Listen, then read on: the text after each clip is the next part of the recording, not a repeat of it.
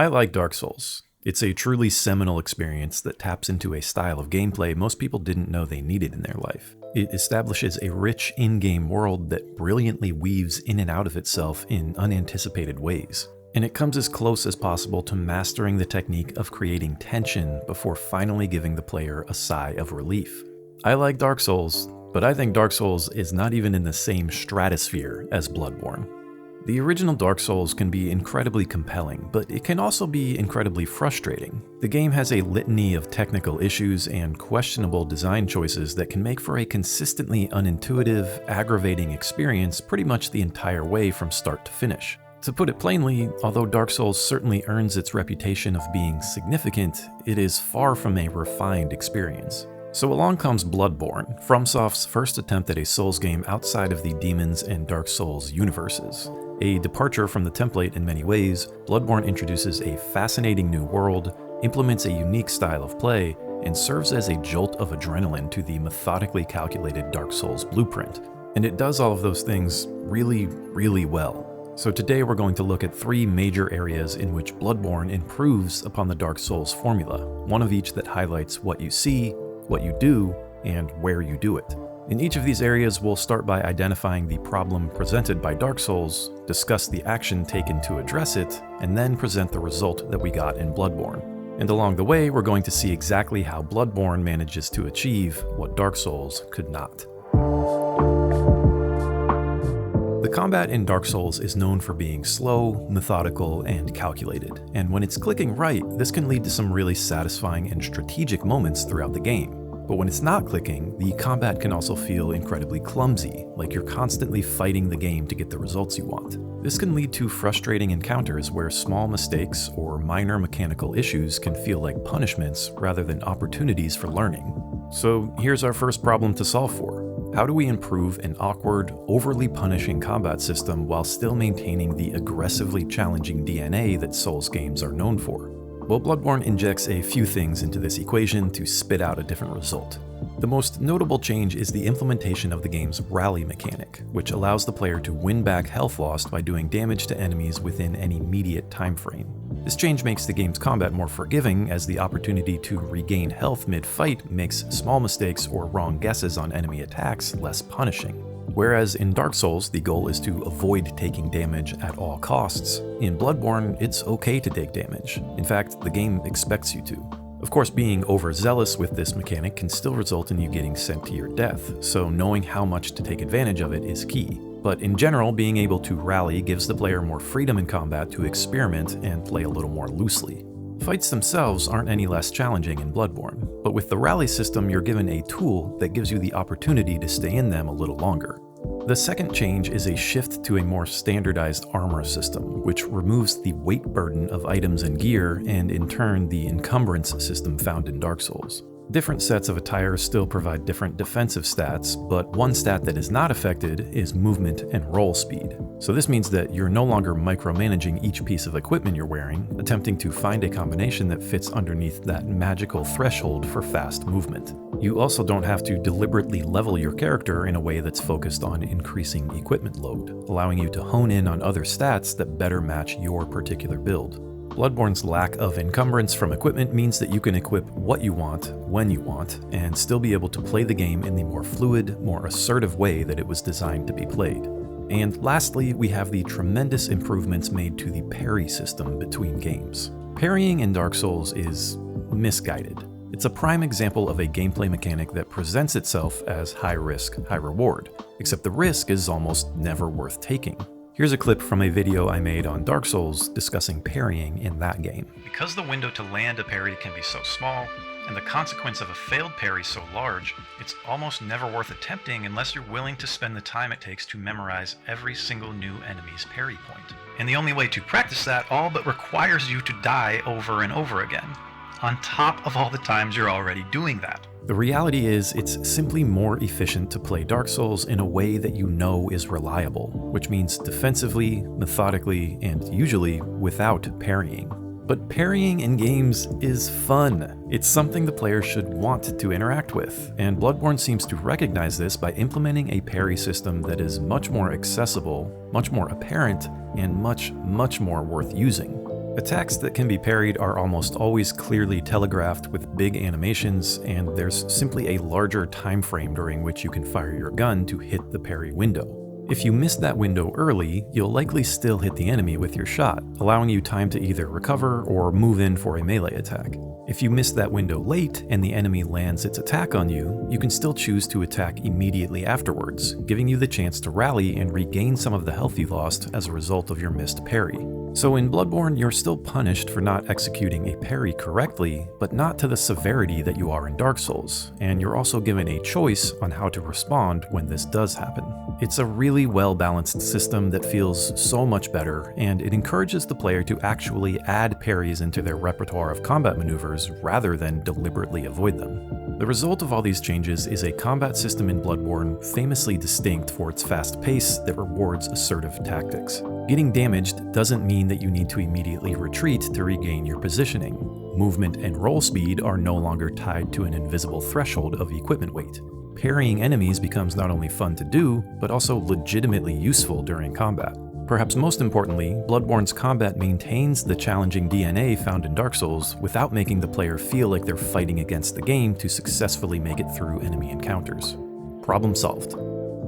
Bloodborne is visually a really impressive achievement in many ways.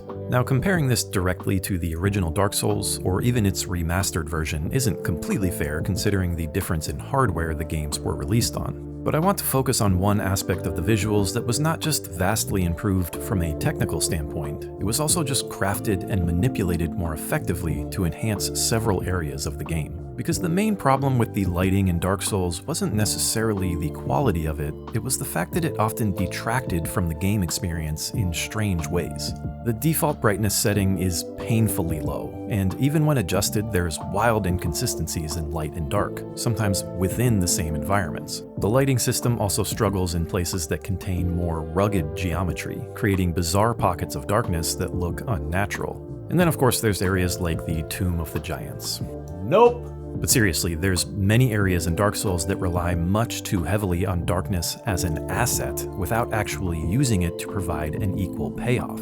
And Bloodborne shows us exactly why Dark Souls was wrong to think this would work.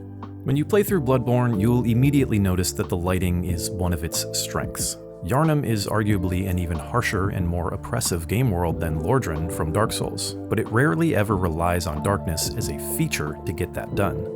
Much of the game takes place in a currently lived-in town full of street lanterns and fires that light up your surroundings, and even though you're out roaming on the night of the hunt, visually it's more of a perpetual dusk. So instead of hiding behind visually dark areas as Dark Souls so often does, Bloodborne relies much more on its art, sound, and game direction to establish the dire circumstances of its harsh world. One of the really impressive ways that Bloodborne manages to do this is through its level design, often creating darker environments through the use of verticality and architecture. The first time you venture into the sewers in central Yharnam, it's easy to assume you've entered some sort of deep tomb until you think to look up and see the open sky above you.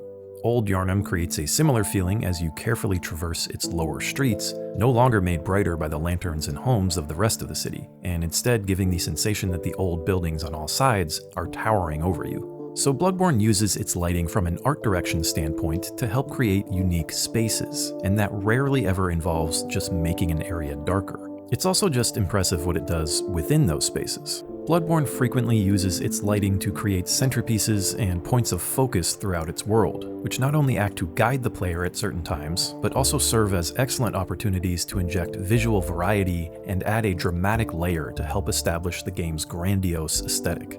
Pulling out your torch to illuminate an environment turns out to be incredibly impactful as well. When you do so, gone is the weird, rigid lighting seen in Dark Souls, and instead the environment around you takes on a whole new life. This plays a functional role as it allows you to more easily find pathways, entrances, and hidden items, but it adds additional value by allowing you to just change up the look and feel of any environment with the press of a button, helping to alleviate any fatigue built up from constantly exploring a dark and dreary game world. The emphasis on improved lighting, rejecting the use of it as a crutch to create oppressive environments, and ensuring that it plays a role beyond just light and dark areas is one of Bloodborne's strongest visual assets. The result we get from these improvements is a lighting system that truly helps feed other areas of design, and most importantly, no longer acts as a hindrance, but rather emerges as an asset to the rest of the game. Vastly improved on all fronts. What we saw with the world design in Dark Souls 1 is truly something exceptional. Lordran is weaved together into a really cleverly crafted world that opens up into itself the further you progress, and the way it's wholly connected through multiple pathways, shortcuts, and optional routes is impressive to this day. But when it comes to individual areas within that world, there's only a couple that truly stand out.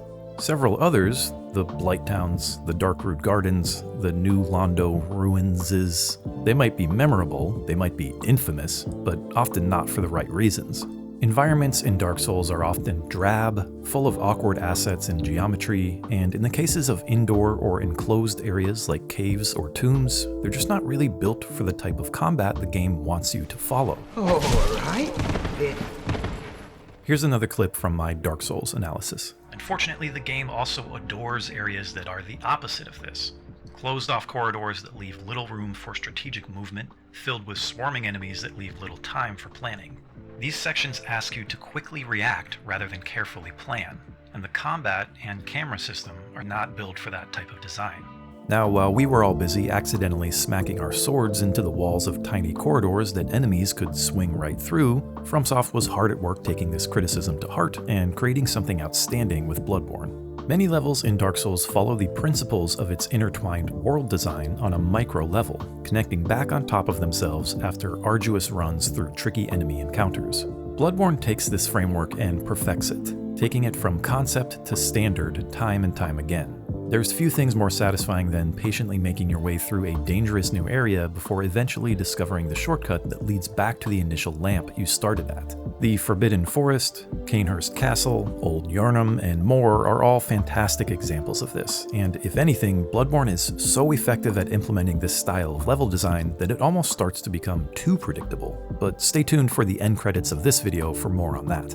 Areas in Dark Souls are often visually distinct from one another, but truly feel like a product of the PS3 era, lacking the intricate details and unique environmental features that make Bloodborne's regions so charming to explore. The wide-open boulevard found in the Unseen Village differs from the mob-filled streets of central Yharnam, which are different still from the rural pathways snaking through Hemwick Sharnel Lane. And while the developers still struggle a bit with dull indoor environments, they're less common in general than they are in Dark Souls. But the most impactful change to Bloodborne's levels is its emphasis on creating more usable space within them. The movement away from more condensed and constrained areas to the wider and more open environments in Bloodborne was not just a thematic choice. It was an essential decision to create combat arenas that better fit the rapid and varied movement used throughout the Bloodborne combat system. Whereas the tight-fitting tunnels, densely filled forests, and narrow hallways found throughout Lordran are in direct conflict with enemy encounters that encourage manipulating and cherry-picking enemies, Yharnam's emphasis on more functional space works in sync with the constant rolling, dodging, and shooting you'll be using in Bloodborne. Though you'll occasionally still find yourself getting stuck on or pinned against random assets, the actual layouts of the levels feel much more free-flowing in respect to the way you'll need to move around them. A typical Dark Souls level feels like a rigid process requiring you to patiently pick apart sections one enemy at a time until you finally nail the correct combination. And that could be a lot of fun, but it would have never worked in Bloodborne. So FromSoft identified this and made the proper adjustments, matching Bloodborne's level design to its desired flow of gameplay. So while the world design in the first half of Dark Souls is a historically memorable accomplishment, the individual level and environmental design seen in Bloodborne is a step up in nearly every facet. By maintaining the template of interconnected layouts but adding more usable space to make agile movement more feasible, we're given several fascinating and diverse areas that also complement the game's combat system and intended playstyle. Through some self-aware design practices and willingness to be flexible with their own formula, FromSoft succeeded in identifying many of the problems found in Dark Souls and taking intentional action on each of them to result in an improved experience across the board. The components we discussed here are just 3 examples of this practice, but there's several others you could find evidence for as well. Bloodborne did such a notable job of this process, it not only manages to step out of the shadow of Dark Souls, it stands independently as a historically important game that outshines its predecessor in quality and execution nearly every step of the way. I like Dark Souls, but the most impressive thing about Dark Souls now is that it spawned a sensational follow-up that will forever live in its dreams, its nightmares, and all the fantastically bizarre places in between. So I'm currently in the middle of a full-on Souls journey, playing through each one of FromSoftware's modern epics for the first time. If you'd like to follow along with that process and continue to see content on each of these games, do me a favor and like this video, subscribe, and leave a comment letting me know which Soulsborne game you'd like to see me tackle next. And believe it or not, despite the subject of this video, there are actually a few things that I think Dark Souls does better than Bloodborne, including an element of unpredictability in level design. So I've uploaded a secondary video detailing those things that you can find on my Patreon page. Link is in the description if you're interested. Thanks for watching. I'll see you next time.